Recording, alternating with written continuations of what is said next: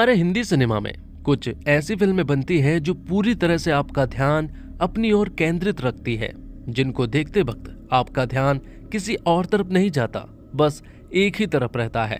और ऐसी ही फिल्म है संतोष। और संतोष को लेकर खास बात यह है कि ऑस्कर 2025 के लिए इसे शॉर्टलिस्ट किया गया है। और जाहिर है हिंदी फिल्म है तो इसको लेकर हर किसी की दिलचस्पी बढ़ गई है। तो आइए इस फिल्म को एक्सप्लेन करते हैं और जानते हैं संतोष फिल्म की पूरी कहानी। और अगर वीडियो अच्छा लगे तो वीडियो को लाइक करके चैनल को सब्सक्राइब जरूर कीजिएगा, ताकि आपको इसी तरह के लेटेस्ट और फ्रेश कंटेंट मिलते रहे। तो फिल्म की शुरुआत होती है संतोष नाम की लड़की से, जो कि अपनी माँ की गोद में सर रखकर रो रही थी। मालूम चलता है कि हाल ही में कुछ दिन पहले संतोष के पति की डेथ हो चुकी है, जो कि पुलिस में था और उसका नाम रमन सैनी था। और क्योंकि संतोष की हाल ही में शादी हुई थी, जिस वजह से वो इस दुख को बर्दाश्त नहीं कर पा रही है। एक तो संतोष के ऊपर इतना बड़ा पहाड़ टूट पड़ा है, लेकिन रमन की मां का कहना यह है कि संतोष नहीं उसे खा गई है और वही उसके सारे पैसों को भी लुटाती है। रमन की मां ये सारी बातें संतोष के परिवार वालों के सामने बोल रही थी कि हम आपकी लड़की को अपने साथ नहीं रख सकते, क्योंकि अब इसे अपने घर पर रखना कोई अच्छी बात नहीं है। जिसके बाद संतोष के परिवार वाले संतोष को अपने घर पर ले जाते हैं। संतोष की ज्यादा बड़ी फैमिली नहीं है और ना ही उसने जिंदगी में कभी बाहर काम किया है। अब आगे हम देखते हैं कि संतोष पुलिस हेडक्वार्टर जाती है, जहां पर कि वो रमन की पेंशन के बारे में बात करने वाली थी। यहां पहुंचने पर संतोष को मालूम चलता है कि उसे भी विधवा पेंशन मिलेगी जरूर, लेकिन वो कम मिलेगी। और रमन को भी पेंशन मिलने वाली है, लेकिन वो भी कम ही मिलेगी। यहाँ पर आने के बाद संतोष को आश्रित कोटा के बारे में मालूम चलता है कि जिनके भी पति मारे जाते हैं उनके बदले में उनकी पत्नी को नौकरी दे दी जाती है। लेकिन आज से पहले संतोष ने पहले कभी भी बाहर काम नहीं किया है, लेकिन जब उसे मालूम चलता है कि रमन की जगह पर ही उसे जॉब मिल जाएगी और वो एक कांस्टेबल के रूप में रहेगी और उसे उतनी ही सैलरी मिलेगी जितनी की रमन को मिला करती थी, तो वो इन सब के बारे में सोचना स्टार्ट कर देती है। वो सोचती है कि अगर उसे पेंशन मिलती है तो ये पेंशन शायद रमन की फैमिली वाले भी रख सकते हैं, इसलिए वो नौकरी के लिए हाँ बोल देती है। और फिर कुछ ही दिनों के बाद ट्रेनिंग के बाद उसकी पोस्टिंग पास ही की जगह में हो जाती है। अब संतोष एक ऐसी लेडी कांस्टेबल है जो कि पढ़ी लिखी नहीं है और ना ही उसे कोई एक्सपीरियंस है और ना ही उसने पहले कभी कहीं पर जॉब की है। तो अब ट्रेनिंग में जो सीखा उसके अलावा उसे सब कुछ अब नौकरी में ही सीखना था। तो अब संतोष जिस क्वार्टर में रहती है वहाँ पर बहुत गर्मी है, इसलिए एसपी सर उसे अपने घर पर बुलाते हैं। वो उसे पूछते हैं कि क्या तुम्हारा कमरा ठीक नहीं है, जिस पर कि संतोष बताती है कि वहाँ बहुत गर्मी है। तो एसपी सर कहते हैं कि एक काम करते हैं, तुम्हें हमारे घर के पास वाला ही कमरा दिला देते हैं जहाँ पर कि कूलर भी लगा हुआ है। बस तुम्हें एक काम करना होगा, घर की थोड़ी बहुत साफ सफाई और मेरी पत्नी का हाथ बटाने का काम कर देना। ये सारी बातें सुनने के बाद संतोष बहुत अच्छे से समझ चुकी थी कि एसपी सर क्या कहना चाहते हैं और बदले में क्या काम निकलवाना चाहते हैं। लेकिन ना चाहते हुए भी संतोष को उनकी बात माननी पड़ती है और अब वो उन्हीं के घर के पास रहने लगती है और छोटा मोटा काम भी करने लगी थी। अब क्योंकि संतोष को अपने जूते ठीक से फिट नहीं हो रहे थे, इसलिए वो एक मोची के पास जाती है, जो कि जूतों को ठीक करने का काम करता है। जब संतोष वहां पहुंची तो उसने देखा कि मोची तो यहाँ पर लोगों की रिपोर्ट भी लिख रहा है। ये देखकर वो हैरान थी। तभी यहाँ पर एक आदमी आता है जिसे रिपोर्ट लिखानी थी कि उसकी 15 साल की बच्ची गायब हो गई है। ये सारी बातें सुनने के बाद मोची कहता है कि तुम्हें थोड़ी देर रुकना होगा, मैं इनका काम कर दूं, बाद में तुम्हारी रिपोर्ट लिख दूंगा। लेकिन ये सब कुछ संतोष को ठीक नहीं लगा, इसलिए उसने उस आदमी से कहा कि एक काम करो, तुम मेरे साथ चलो और पुलिस स्टेशन में ही रिपोर्ट लिखवाना। पर उस आदमी का कहना ये था कि वो पहले भी ऐसी कोशिश करवा चुका है, लेकिन पुलिस उसका कोई भी साथ नहीं देती है और ना ही कोई मदद करती है।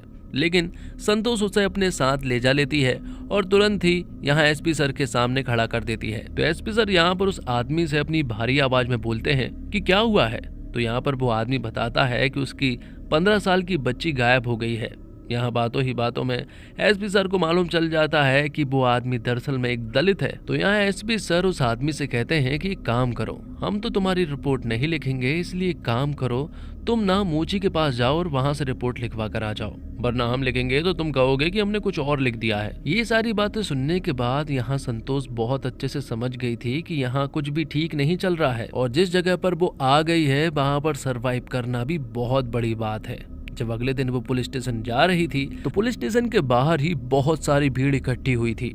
पता नहीं भीड़ किसकी थी, लेकिन संतोष को पता करना था, इसलिए वो आगे जाकर देखती है और उसे मालूम चलता है कि यहाँ पर कल जो आदमी रिपोर्ट लिखाने के लिए आया था, दरअसल में उसकी लड़की मारी गई है और उसकी लाश भी यहीं पर रखी हुई थी। बात कुछ ऐसी है कि उस लड़की का दुष्कर्म करके उसे मार दिया गया और बाद में उसे पास ही के कुएं में पटक दिया गया था।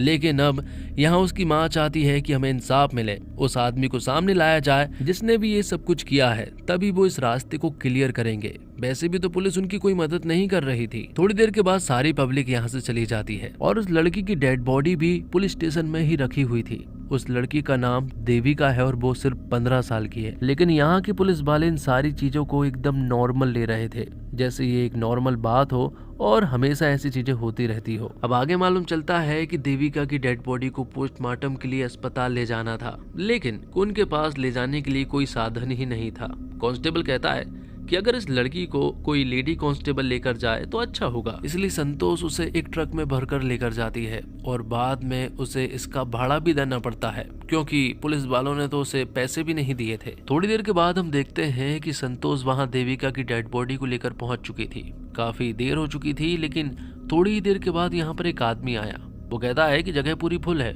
यहाँ पर कोई भी जगह नहीं है। लेकिन संतोष कहती है कि वो इस तरह से तो उसकी बॉडी को वापस नहीं ले जा सकती है। लेकिन बाद में वो उसकी बात मान जाते हैं और पोस्टमार्टम भी करने लगते हैं।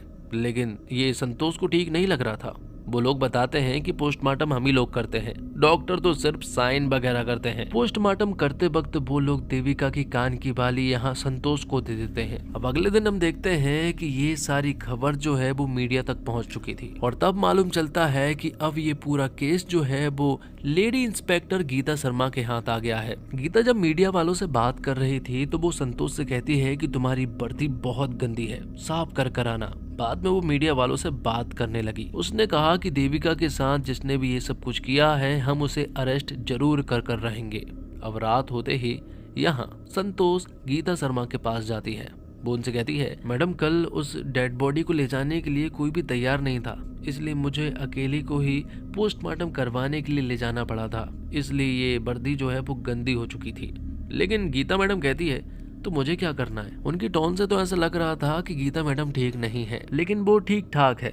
अगले दिन हम देखते हैं कि गीता मैडम अपनी पूरी टीम के साथ उस गांव में जाने लगते हैं जहां पर कि उस कुएं में उस लड़की की डेड बॉडी मिली थी।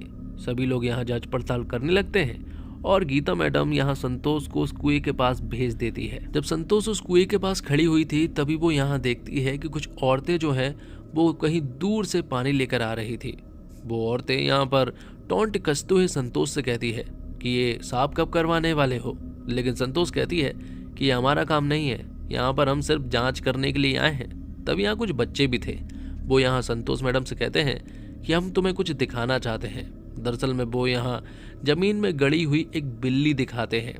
वो देखकर वो गीता मैडम को बताती है और जिसने भी इसे गड़ाया था वो उस आदमी के पास भी जाते हैं। वो आदमी बताता है कि इस बिल्ली को भी कुएं में से ही निकाला गया था, ये भी कुएं में जाकर मर गई थी, लेकिन इस बिल्ली को उस लड़की के मरने से पहले निकाला गया था। आगे हम देखते हैं कि संतोष देविका के घर पर जाती है जहाँ पर कि वो उसकी माँ से मिलती है। बातें करती है कि तुम्हें किसी के ऊपर शक तो नहीं है और देविका क्या किसी से बात किया करती थी, लेकिन वो साफ इनकार कर देती है। लेकिन संतोष जब उनका मोबाइल चेक करती है तो यहाँ पर संतोष को देविका के मोबाइल फोन में सलीम नाम के आदमी के बारे में मालूम चलता है। उससे देविका की कुछ बातें हुई थी। अब घर जाते ही संतोष ये सारी बातें गीता मैडम को बताती है कि मैंने देविका के मोबाइल में सलीम के बारे में पढ़ा है, उन दोनों के बीच में काफी सारी बातें हुई है। उसे ऐसा लगता है कि शायद इन सब के बीच में सलीम भी हो सकता है, इसलिए हमें एक बार सलीम से बात करनी चाहिए। इसलिए वो अगले दिन सलीम के घर पर चले जाते हैं जहाँ सलीम तो नहीं था पर उसके पिता थे, जो कि बताते हैं कि सलीम तो मुंबई गया था और जिस 23 और 26 फरवरी के बारे में वो लोग बात कर रहे हैं तब सचमुच ही सलीम मुंबई में ही था। मालूम चलता है कि सलीम और उसके पिता प्रधान जी के यहाँ पर काम किया करते हैं दिहाड़ी के रूप में। ये बात सुनने के बाद संतोष प्रधान जी के घर पर चली जाती है। वहाँ पहुँचने पर संतोष को मालूम चलता है कि गांव की प्रधान एक लेडी प्रधान है और फिलहाल उनके घर के मर्द जो है वो बाहर है। लेकिन संतोष यहाँ पर उनसे सलीम और उसके पिता के बारे में पूछने लगती है कि क्या वो यहाँ पर काम किया करते थे, जिस पर कि उन्हें मालूम चलता है कि हाँ वो यहाँ पर काम करते हैं। लेकिन उन्हें ये नहीं मालूम है कि 23 और 26 फरवरी को वो लोग कहाँ थे, क्योंकि जहाँ पर वो काम किया करते हैं वहाँ 100 लोग और भी काम करते हैं, इसलिए किस किस का वो हिसाब रखे ये उन्हें नहीं मालूम है। अब संतोष जो है वो सलीम के घर के आसपास ही कुछ उसके सलीम के दोस्तों से बात करने की कोशिश करती है। उनमें से कुछ खड़ूस दोस्त थे जो कि ठीक से बात नहीं कर रहे थे। संतोष उन्हें अपना नंबर देती है और कहती है कि अगर तुम्हें सलीम के बारे में कुछ भी पता हो तो जरूर बताना, क्योंकि किसी ना किसी को तो जेल जाना ही पड़ेगा, और अगर तुम नहीं बताओगे तो शायद तुम भी जेल जा सकते हो। इसलिए अच्छा यही होगा कि तुम सब कुछ बता दो। यहाँ नहीं बता सकते तो जो नंबर दिया है ना उस पे मैसेज छोड़ देना। तो जब संतोष खाना खा रही होती है तभी उस लड़के का मैसेज आता है और उस मैसेज में लिखा हुआ था कि दरअसल में सलीम जो है वो मेरठ में है और इससे ज्यादा उसे कुछ भी नहीं मालूम है, क्योंकि उसने मुझे सिर्फ इतना ही बताया था। ये बातें सुनने के बाद यहाँ संतोष ये सारी बातें गीता मैडम को बताती है और वो कहती है कि हम लोग कल के कल मेरठ जाएंगे। तो अगले दिन सभी लोग मेरठ जाने के लिए निकल तो जाते हैं, लेकिन यहाँ संतोष ट्रेन से जा रही थी और बाकी लोग बाई रोड आने वाले थे। लेकिन जब यहाँ संतोष को मालूम चलता है कि गीता मैडम तो किसी काम की वजह से फंस चुकी है और वो मेरठ लेट आएंगे, जिस वजह से संतोष को ही उसकी इन्वेस्टिगेशन करनी पड़ती है और सलीम को अकेले ही ढूंढना पड़ता है। और दोस्तों मेरठ वही जगह है जहां पर कि संतोष के पति को मारा गया था। दरअसल में जब रमन सैनी की ड्यूटी लगी थी ना, तभी यहाँ पर दंगे होने की वजह से किसी ने रमन के सर पर पत्थर मार दिया था और उसी वजह से उसकी मौत हो गई थी। तो अब संतोष उसे एक जगह पर मिल जाता है, लेकिन उसकी बैटरी डाउन हो जाती है और उसे गीता मैडम को मैसेज करके बताना भी था कि वो किस जगह पर है, इसलिए वो अपना मोबाइल फोन तुरंत ही चार्ज पर लगाती है और गीता मैडम को अपनी लोकेशन तुरंत ही भेजती है। तो जिस जगह पर संतोष अपना मोबाइल फोन चार्ज कर रही थी उसी जगह पर सलीम भी मौजूद था। वो यहाँ की कुछ आवाज सुनकर अंदर आता है और यहाँ वो संतोष से पूछता भी है कि क्या कुछ प्रॉब्लम है मैडम, लेकिन यहाँ संतोष मना कर देती है। गीता मैडम ने यहाँ पर संतोष को सलीम के ऊपर नजर रखने के लिए कहा था और थोड़ी देर के बाद ही गीता मैडम भी आ चुकी थी। वो यहाँ पर सलीम को पकड़ लेते हैं और अपने साथ ले जा लेते हैं, लेकिन वो उसे वापस अपने अड्डे पर नहीं ले जाते, बल्कि वो यहीं पर रुके हुए थे। यहाँ गीता मैडम संतोष की तारीफ करती है कि तू नहीं आई है, लेकिन इसके बावजूद तूने बहुत ही अच्छा काम किया है। शायद तेरी जगह पर कोई और होता ना तो वो ये नहीं कर पाता। तभी यहाँ पर हम बेनीबाल नाम के एक पॉलिटिशियन को देखते हैं जो कि कुछ बड़े पुलिस अफसरों से मिलने के लिए आया था और यहीं पर हम गीता और संतोष को भी देखते हैं जो कि उन्हीं पुलिस ऑफिसरों के सामने थी। वो ऑफिसर गीता से कहते हैं कि तुम्हें जो करना है वो यहीं पर करना, लड़के को वापस ले जाने की कोई जरूरत नहीं है। और अगले दिन हम देखते हैं कि संतोष की अखबार में फोटो भी छपी थी। बाद में हम देखते हैं कि सारे कांस्टेबल मिलकर यहाँ पर सलीम को बुरी तरह से टॉर्चर कर रहे थे और उसे पूछ रहे थे कि आखिर उसने ये सब कुछ क्यों किया, लेकिन वो लड़का कह रहा था कि उसने कुछ नहीं किया। वो लड़की उसे पसंद थी और वो उससे बात करती थी, लेकिन पुलिस वालों को 100% मालूम है कि ये सलीम का ही काम है, इसलिए वो उसे बुरी तरह से मारते हैं और इसी वजह से उसकी जान चली जाती है। जब उसकी जान चली गई तो ये सारी खबर जब यहाँ संतोष के पास आई तो उसे बड़ा बुरा लगा। वो गीता मैडम के पास बैठी हुई थी। वो उनसे कहती है कि उसकी आवाज अभी भी मेरे कानों में गूंज रही है, वो बहुत तड़प रहा था। लेकिन गीता मैडम कहती है कि उसने एक लड़की के साथ दुष्कर्म किया है, उसका तो यही असर होना चाहिए था। जिसके साथ जो होना था ना वो हो गया और जो हुआ वो बहुत ही अच्छा हुआ है। जिसके बाद संतोष एक कमरे में जाती है। वहां जाकर वो सलीम के मोबाइल को चेक करने लगती है। मालूम चलता है कि 23 और 26 फरवरी को सलीम सचमुच ही मुंबई में था, क्योंकि उसने उसकी फोटोज देखी तो उसमें डिटेल्स में उसने तारीख भी देख ली थी। तो संतोष को तो बहुत अच्छे से मालूम चल चुका था कि 23 और 26 फरवरी को सलीम तो मुंबई में ही था, मतलब कि पुलिस वालों ने एक निर्दोष की हत्या कर दी है। अब आगे बताया जाता है कि पुलिस वालों ने एक प्लानिंग भी कर रखी थी और सलीम के घर वालों को बता दिया गया था कि सलीम ने फांसी लगा ली है और औपचारिकता पूरी करने के लिए वो लोग सलीम के घर पर जाते हैं। लेकिन संतोष कार में ही बैठी रहती है क्योंकि उसे बिल्कुल भी अच्छा नहीं लग रहा था। वो इस बारे में गीता मैडम से बात करने की कोशिश भी करती है कि शायद सलीम 23 और 26 फरवरी को मुंबई में था, लेकिन गीता मैडम उसकी कोई बात नहीं सुनती है। तभी यहाँ पर गांव का एक आदमी पप्पू आता है। वो यहाँ मैडम को बताता है कि कुएं में फिर से एक कुत्ता मारा गया है, इसलिए संतोष तुरंत ही उस कुएं के पास जाती है। लोगों ने उसे घेर लिया था और वो उसे बुरी तरह से बातें सुना रहे थे, जबकि संतोष तो उनकी मदद करना चाहती है। यहाँ संतोष को एक बात मालूम चलती है कि पुलिस वाले इनकी कोई भी मदद नहीं करते हैं क्योंकि ये दलित हैं। संतोष को एक बात और मालूम चलती है कि ये सब कुछ काम दरअसल में प्रधान लोगों का है, इसलिए संतोष तुरंत ही प्रधान के घर पर जाती है। लेकिन इस बार घर पर कोई भी मौजूद नहीं था। यहाँ पर सिर्फ एक लड़की थी। उससे बात करने के दौरान संतोष को मालूम चलता है कि यहाँ पर सलीम नहीं बल्कि देविका खुद ही आई थी, क्योंकि वो दलित का कुआं था, उसमें बिल्ली मर गई थी, इसलिए वो पानी भरने के लिए यहाँ प्रधान के कुएं में पानी लेने के लिए आई थी। थोड़ी देर के बाद हम देखते हैं कि यहाँ प्रधान का पति आ जाता है, जो कि बेनीवाल है और वो एक बहुत बड़ा पॉलिटिशियन है। यहाँ संतोष उनसे पूछताछ करने लगती है देविका के बारे में, लेकिन बेनीवाल उससे ठीक ढंग से बात नहीं कर रहा था। वो उससे कह रहा था कि तू नहीं आई है ना, इसलिए तुझे कुछ भी मालूम नहीं है। संतोष यहाँ देविका के बारे में पूछने लगती है, उन लोगों से पूछती है कि क्या देविका यहाँ पर पानी लेने के लिए आई थी, लेकिन वो लोग बताते हैं कि वो दलित है और वो यहाँ पर पानी लेने आई थी, लेकिन उसे यहाँ पर नहीं आना चाहिए था। संतोष बेनीवाल से पूछती है कि क्या देविका के साथ दुष्कर्म तुम लोगों ने किया है। यहाँ पर बेनीवाल कहता है कि अगर हमने किया है तो तू क्या कर लेगी। ये सारी चीज सुनने के बाद संतोष को बड़ा बुरा लगा। वो तुरंत ही देविका मैम के पास कॉल करके ये सब कुछ बताने की कोशिश कर रही थी, लेकिन उनका कॉल नहीं लगता, इसलिए वो उस जगह पर चली जाती है जहाँ पर कि गीता मैडम खाना खा रही थी। संतोष यहाँ गीता मैम से कहती है कि आपको शुरुआत से ही मालूम था ना कि सलीम निर्दोष है, उसने कुछ भी नहीं किया है। लेकिन यहाँ पर गीता मैडम उससे कहती है कि तूने ही तो कहा था कि हमें सलीम के ऊपर शक है, उसके ऊपर इन्वेस्टिगेशन करनी चाहिए, तो हमने तुझे फ्री हैंड दिया। तूने इन्वेस्टिगेशन की, सलीम को भी पकड़ लिया। बाद में गीता मैडम अपने बैग से सस्पेंशन लेटर निकालती है और उसे बताती है। संतोष जब उसे पढ़ती है तो मालूम चला कि उस लेटर में सिर्फ और सिर्फ गीता मैडम का ही नाम है, संतोष का कहीं भी नाम नहीं था, क्योंकि गीता मैडम ने उसका कहीं भी कोई भी नाम नहीं आने दिया है। बात कुछ ऐसी थी कि जब इंक्वायरी वालों ने उनकी इंक्वायरी की तो मालूम चला कि गीता मैडम की कस्टडी में सलीम था और वो कस्टडी में ही मारा गया था, ना कि फांसी लगाकर। गीता मैडम उससे कहती भी है कि इन सब में वैसे भी मेरा ही हाथ है, तू तो वहां पर मौजूद भी नहीं थी। अगले दिन हम संतोष को देखते हैं जो कि देविका के घर पर जाती है। वहां उसकी माँ सोई हुई थी, इसलिए वो उनके घर पर देविका की कान की वाली रखकर आ जाती है। लेकिन अब ये सारी चीजें देखकर संतोष को बड़ा बुरा लग रहा था, इसलिए वो अपने घर महापुरा जाने लगती है जहाँ पर उसका घर है। जब वो घर जा रही थी तो वो रास्ते में एक बच्ची से 10 रुपए का एक बिस्किट खरीदती है। बदले में वो उसे अपनी कान का नथ दे देती है, जो कि गीता मैडम ने उसे दिया था। तो दोस्तों, यह फिल्म कई मायनों में भारत में कानून की जमीनी सच्चाई का क्रैश कोर्स है। यह जरूरी नहीं है कि हर फिल्म में कोई मैसेज हो, कई बार कहानी का काम सिर्फ कहना होता है। वह भारी भरकम उपदेश नहीं देती, आगे सब कुछ दर्शकों के ऊपर छोड़ देती है।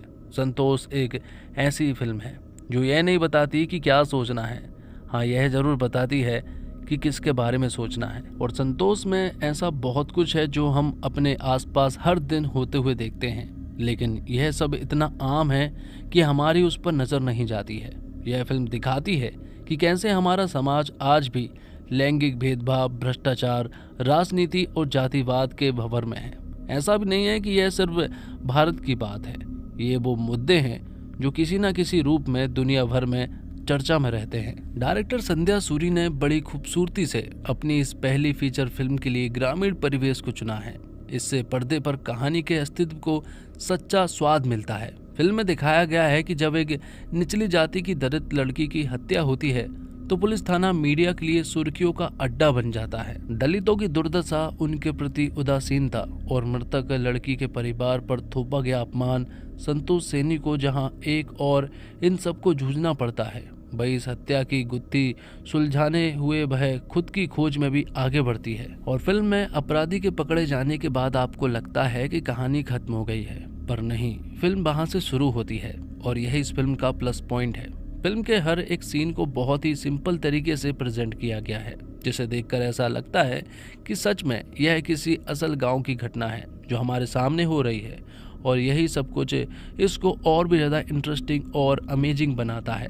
फिल्म का सबसे बड़ा ड्रॉबैक इसकी कहानी थोड़ी स्लो है, जो कि धीरे धीरे आगे बढ़ती है। फिल्म को जिस तरह से खत्म किया गया है, शायद आप उसे देखकर संतुष्ट ना हो। और फिल्म की कहानी में कास्ट सिस्टम को दर्शाया गया है, जो कि हमारे समाज में जिस तरह से छोटे कास्ट के लोगों को एक अलग नजरियों से देखा जाता है, हमारे समाज में महिलाओं के सामने क्या क्या परेशानी आती है, वह सब हमें इसमें देखने को मिलेगा।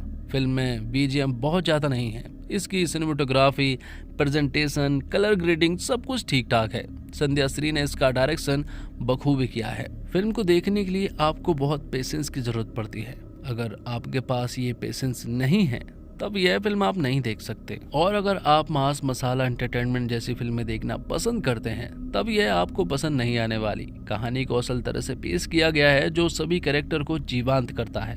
इस तरह की फिल्में आपने पहले कई बार देखी रही होगी, क्योंकि इंटरनेशनल फिल्म फेस्टिवल के लिए ऐसी ही फिल्में क्रिएट की जाती है। यह फैमिली के साथ देखने लायक नहीं है क्योंकि इसमें बहुत सारी गाली गलौज सुनने को मिलेगी। संतोष फिल्म मूवी के OTT प्लेटफॉर्म पर स्ट्रीम हो चुकी है, जो कि Amazon प्राइम पर रिलीज हुई है। और ये मूवी यहीं पर समाप्त हो जाती है। तो दोस्तों, उम्मीद करता हूँ आपको वीडियो पसंद आई होगी। वीडियो पसंद आई हो तो वीडियो को लाइक करके चैनल को सब्सक्राइब जरूर कीजिएगा, ताकि आपको इसी तरह के लेटेस्ट और फ्रेश कंटेंट मिलते रहे। मिलते हैं और कमाल की वीडियो के साथ। तब तक के लिए आप हमारे चैनल के साथ बने रहिए। धन्यवाद। जय हिंद, जय भारत, जय श्री राम।